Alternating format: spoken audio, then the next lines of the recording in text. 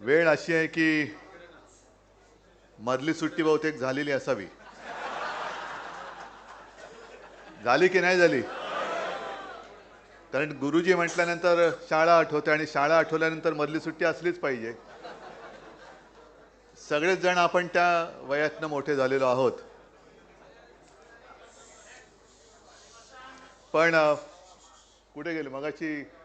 हा मतदारसंघ आपण लढलो आणि जिंकलो. कधी लढलोच नव्हतो. आणि शिक्षक आणि शिवसैनिक हे नातं कधी जुळेल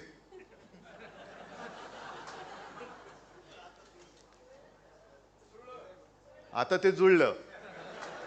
पण एक सांगतो, सैनिक म्हटल्यानंतर तो कधी बेशिस्त नसतो.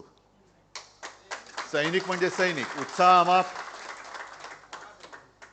जोश आहे, आत्मविश्वास आहे, ताकद आहे. आणि शिक्षक म्हणजे थोडं नाही म्हटलं तरी एक चौकटबद्ध जीणं असतं. या सर्व एकूण वाटचालीकडे बघताना नेमकं आपण कोणत्या दिशेने जातो आहोत? मला अभ्यंकर सर, तुम्ही आपण बोलत असताना ते एक जे गाणं आहे ना, आमदार झाल्यासारखं वाटतंय, तसं मला वाटलं मी मुख्यमंत्रीच झालोय. कारण तुम्ही सगळ्या तुमच्या व्यथा, मागण्या, म्हणजे आपण उत्तरपत्रिकेला पुरवण्या असतात, अर्थसंकल्पात पुरवण्या मागण्या असतात, मागणीला तसं तुमच्या पण पुरवण्या आहेत. पण हे एवढी वर्ष होऊन सुद्धा असं काही नाही की पहिल्या प्रथमच आपण जरी हा मतदारसंघ जिंकलो तरी यापूर्वी या मतदारसंघाला आमदार नव्हता असं नाही, होतेच. मला अगदी आठवतंय, सुरुवातीच्या काळात आमच्याच शाळेतल्या बालमोहन विद्या मंदिरच्या रायकरबाई होत्या. त्याच्यानंतर मग सगळे इतर तुम्हाला माहिती आहेत. सत्ता येते, सत्ता जाते, पण निदान सत्तेमध्ये असलेले सगळेच जर का शिक्षकांचे ऋण मानायला लागले, लक्षात ठेवायला लागले, तरी मला नाही वाटत शिक्षकांना काही मागणीची वेळ येईल. कारण नाही म्हटलं तरी शेवटी ज्ञान आणि संस्कार, संस्कार काय फक्त आई वडील करतात अशातला भाग नाही. कारण आता बराचसा काळ हा पाल्याचा हा शाळेमध्ये जातो. म्हणजे महत्त्वाचा जो भाग आहे मुलं घडवण्याचा, देश घडवण्याचा, पिढी घडवण्याचा, हा सगळा बहुतांशी तुमच्याकडे येतो. आणि तुम्ही केवळ गुरु, शिक्षक असे नाही, तर तुम्ही संस्कार दूत आहात, संस्कार करणारे दूत आहात. आणि मला आठवतंय, मी आत्ता येताना विनायक राऊतना सांगत होतो की पिढ्या पुढे जात आहेत. आता सुद्धा तुम्ही एक जी खंत व्यक्त केली की मराठी शाळा बंद पडतायत, हे दुर्दैव आहे. पण शिवसेना प्रमुख म्हणा किंवा माझे आजोबा ज्यांचा उल्लेख आपण केला, प्रबोधनकार, या दोघांनाही 7वी मध्ये शाळा सोडावी लागली होती, कारण फी भरायला पैसे नव्हते. आणि शिवसेना प्रमुख काय, माझे आजोबा काय, शाळेचं शिक्षण पूर्ण करू शकले नाही म्हणून कुठे अडले नाहीत. ते त्यांच्या जोरावर एक हरहुन्नरी असते. माझ्या आजोबांचा व्यासंग तुम्हाला काही जणांना कल्पना असेल. शिवसेना प्रमुख तर काय वेगळं सांगण्याची गरजच नाही. म्हणजे शाळे वाचून त्यांना कुठे अडचण आली अशातला भाग नाही, म्हणून शाळेत कोणी जाऊ नका असं माझं म्हणणं नाहीये. पण आजोबा जे मला सांगायची आठवण आम्हाला, कदाचित त्यांनी त्यांच्या जीवनगाथेत लिहिलं सुद्धा असेल, की एकदा त्यांच्या शिक्षकांनी त्यांच्या आईना बोलवलं आणि सांगितलं की मुलगा जरा गणितामध्ये कच्चा आहे, जरा घरी तयारी करून घ्यावी लागेल. आणि मी का पूर्ण माझ्या घराण्याचा इतिहास नाही सांगत. आजोबांची आई, आजोबा कसे होते काही जणांना माहिती आहे, माझे वडील तर माहिती आहेत, मी पुन्हा सांगण्याची गरज नाही. आणि आजोबांची आईसुद्धा ही तशीच होती. तिने ताडकर त्या मास्तराला सांगितलं, अरे मास्तरा, आम्ही शाळेत धोंडा पाठवत असतो, त्याला शेंदूर फासायचं काम तू करायचं असतंस. जर तेही काम आम्ही करायला लागलं तर तुझी गरज काय? याचा अर्थ असा की शाळेमध्ये जी काही मुलं येतात त्यांना घडवण्याचं काम, बिघडवण्याचं काम आम्ही करतो असं मी नाही म्हणत, काही राजकारणी करत असतील, पण घडवण्याचं काम हे तुम्ही करायचं असतं. त्या वयामध्ये त्याला एक जो काय आकार उकार द्यायचा, हा जर का त्याच्यावरती नीट पैलू पाडले गेले नाहीत तर मग काय देशात अंधाधुंद जी आत्ता चालली तशी. अंदाधुंद करायला वेळ नाही लागत, पण शिस्तीमध्ये एक एक पाऊल पुढे टाकायचं. आता शिक्षण क्रमामध्ये आमूलाग्र बदल केला पाहिजे. म्हणजे नेमकं काय केलं पाहिजे, कसं शिकवलं पाहिजे. आता ते शिकवण्यासाठी पहिला तो अभ्यासक्रम ठरवणारा तज्ज्ञ आपल्यामध्ये पाहिजे ना, आणि तो ठरल्यानंतर त्या शिकवणारी माणसं तशी तज्ज्ञ आपल्याला हवीत की नकोत.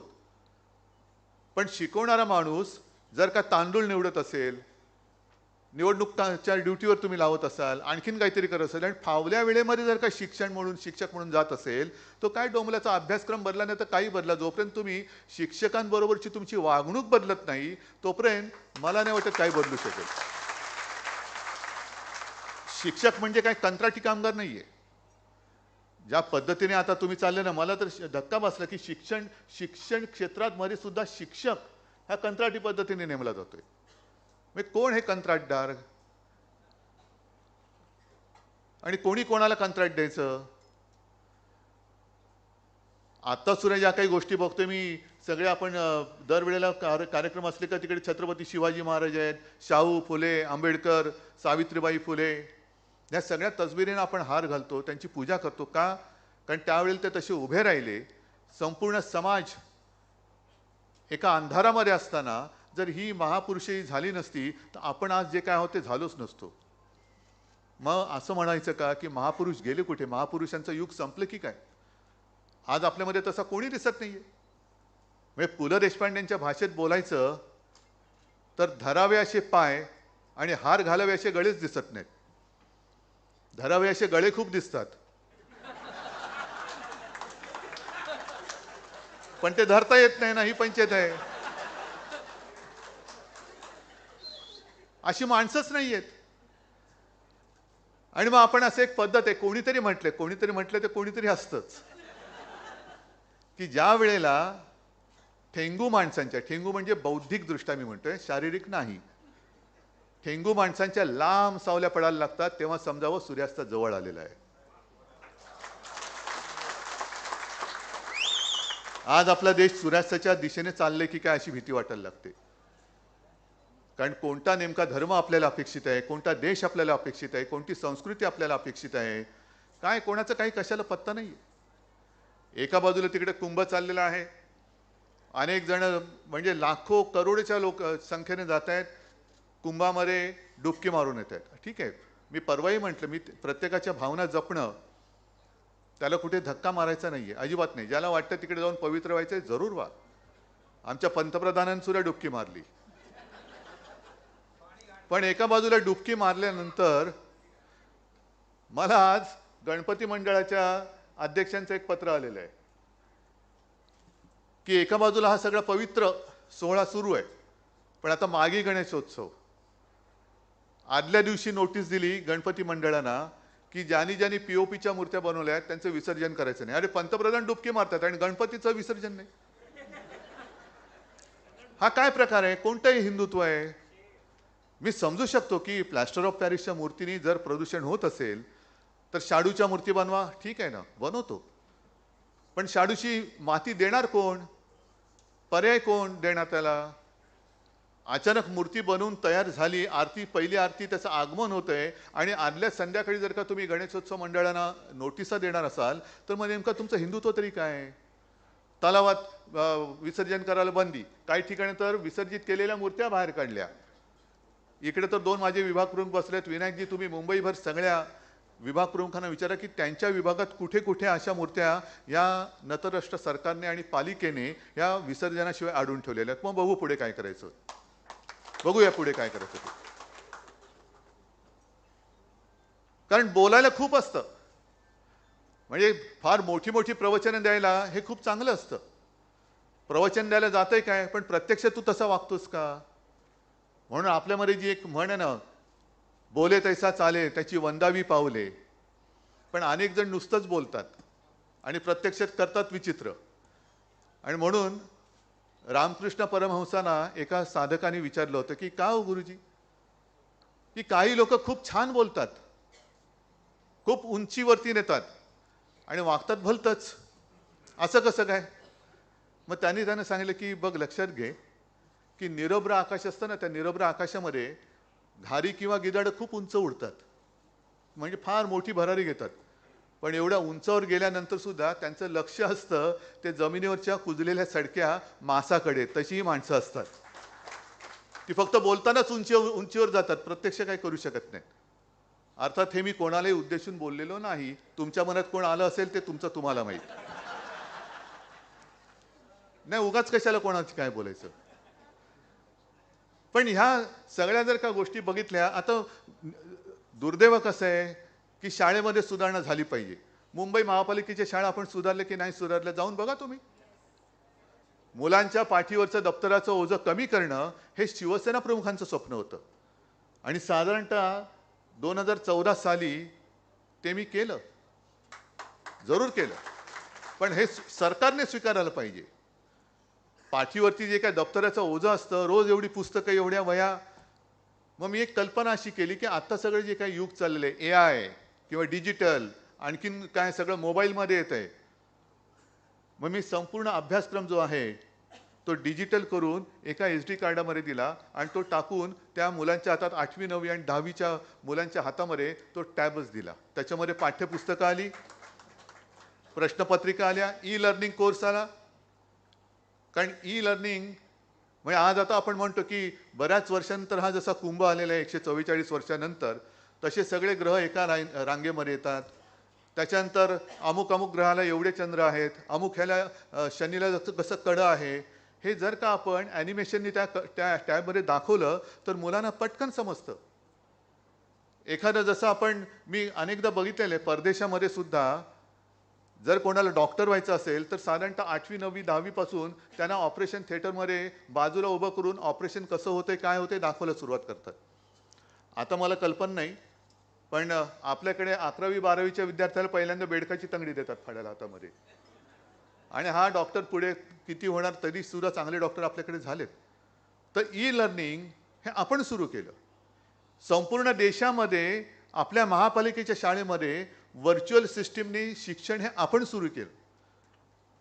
कारण जसं मी मुख्यमंत्री असताना काही जण म्हणतात, कारण त्यांनी काहीच काम केलं नाही, मी निदान घरी बसून तरी काम केलं, पण हे घरोघरी फिरले आणि काय दिवे लावले देव जाणे.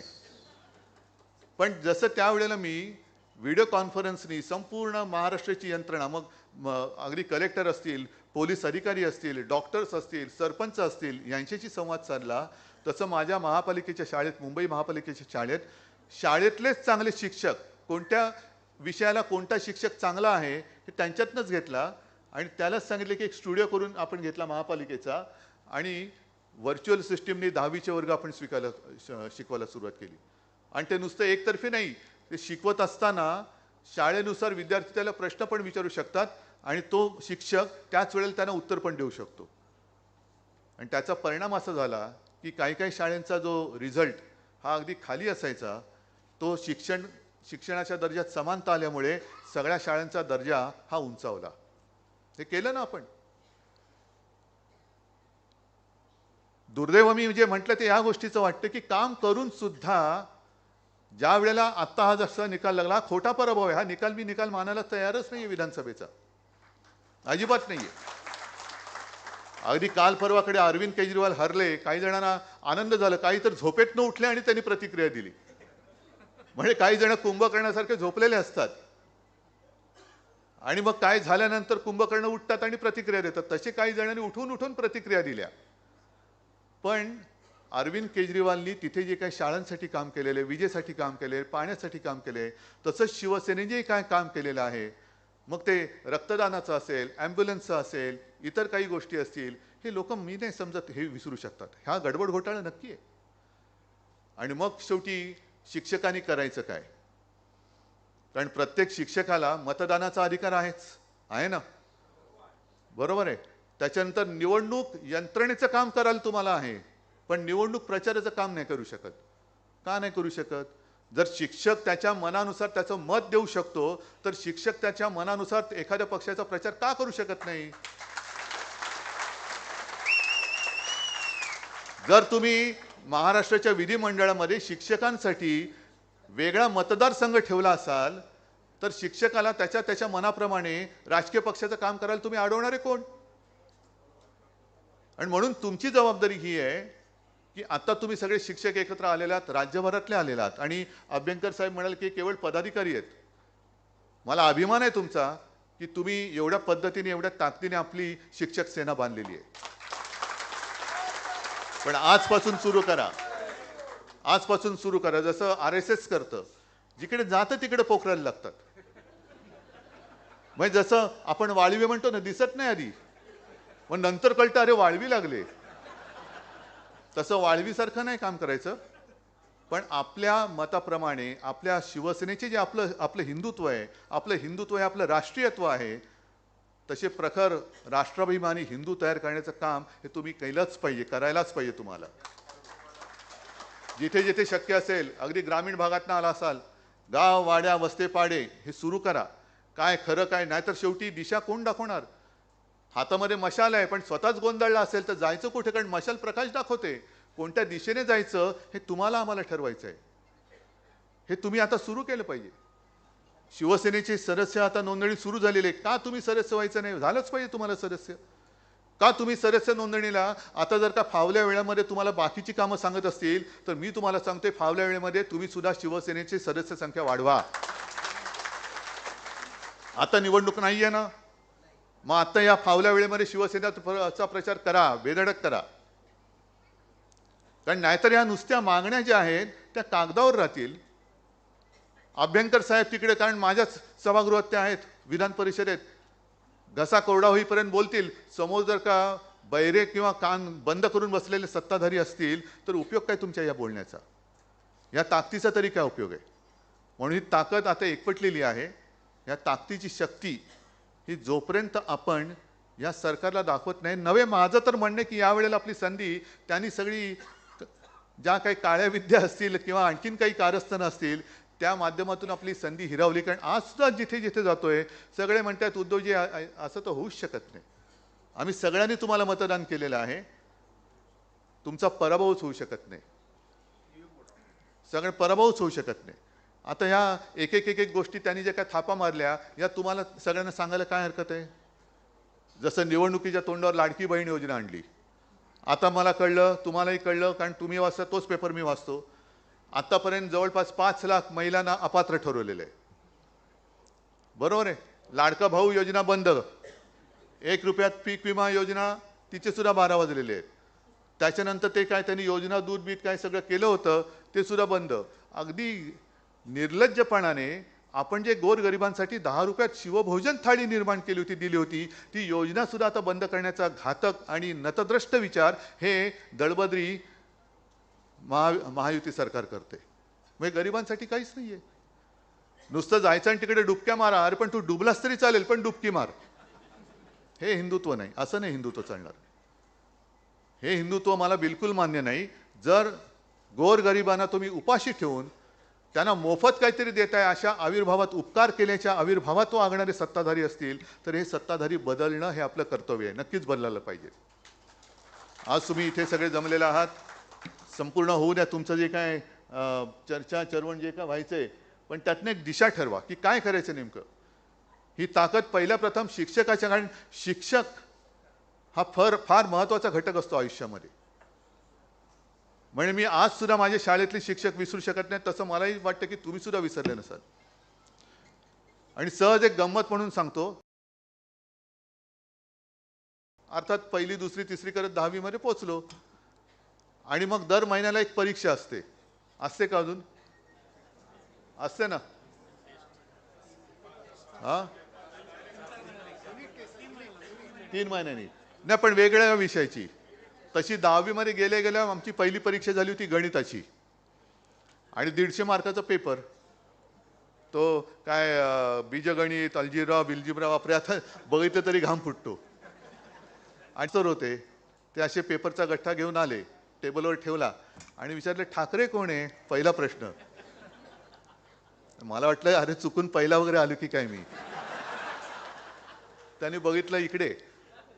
मी गेलो, मला वाटलं जाताना जरा असं गेलो, माझ्याकडे पेपर दिला आणि अशा नजरेने बघितलं, म्हटलं काहीतरी गडबड आहे. मग मी जरा बघितलं तर खाली 150 मध्ये रेग आणि वरती 11. म्हटलं झालं आता आपलं काही खरं नाही. आणि तेव्हा इलेक्ट्रॉनिक मीडिया नव्हता, पण पेपरमध्ये येणार बाळासाहेब ठाकरेंचा मुलगा 10वीला नापास. आता त्याचं मला टेन्शन आलं आणि काय करायचं, मग क्लास जॉईन केला, सगळं केलं, पण काय सुधरतच नव्हतं. आणि तेव्हा मला एक सर सापडले, माझ्या आत्याने ओळख करून दिली होती, चितळे नावाचे. आणि तुम्हाला मी खरंच सांगतो, त्यांनी साधारणतः एक दिवाळीच्या सुमारास मला शिकवायला सुरुवात केली. आणि ह्याच्यात अतिशयोक्ती नाही आहे, जेव्हा मी अंतिम परीक्षा पास झालो 10वीची, तेव्हा खाली 150च होते, वरती 11च होते, पण त्या 11च्या आधी 1 लागला होता. म्हणजे हे मी कदापि विसरू शकत नाही. एवढं ते असं कोरलं गेलेलं की 11चे 111 मार्क हे जर का मला ते चितळे सर सापडले नसते तर माझं होऊ शकले नसते. हे महत्त्व तुमचं आहे. आणि जो विषय तुम्ही शिकवता तो विषय आधी तुम्हाला समजून घ्यावा लागतो. कारण मला सुद्धा असं वाटतं अनेकदा की मी वक्ता म्हणून जेव्हा कोणाशी बोलतो तेव्हा मला न समजलेला विषय मी तुम्हाला समजावू शकत नाही. एखादी गोष्ट मला जर का पटली असेल तरच मी ती दुसऱ्याला पटवू शकतो. तसाच एखादा विषय त्याची जर का तुम्हाला आवड नसेल किंवा जर का त्याच्यात तुम्हाला गती नसेल तर तुम्ही विद्यार्थ्यांना काय शिकवणार. आणि हे केव्हा होऊ शकतं, जेव्हा ही कंत्राटी कामं बंद होतील तेव्हा. जेव्हा पूर्ण वेळ तुम्ही तुमची एखादी शैली, शिकवण्याची पण शैली असते, जशी चित्रकाराची एक शैली असते, वक्त्याची असते, गायकाची असते, तशी शिक्षकाची शैली असते. ही शैली फार महत्त्वाची आहे. आणि ही शैली त्याच वेळेला डेव्हलप होऊ शकते जेव्हा तुम्ही पूर्ण वेळ तन मन धनाने सुद्धा, शेवटी तन आणि मन म्हटल्यानंतर घर चालवायला धन हे लागतंच. त्याच्यामुळे ती तरी परिस्थिती ह्या सरकारने, त्याची चिंता ही तुमच्यावरती येऊ न देणारं सरकार पाहिजे असेल तर मला असं वाटतं हातातली मशाल घेऊनच तुम्हाला पुढे जावं लागेल. आणि तसे तुम्ही ते जातात आणि नक्कीच तुम्ही यशस्वी व्हाल हा आत्मविश्वास व्यक्त करतो आणि तूर्त आपली रजा घेतो. जय हिंद, जय महाराष्ट्र.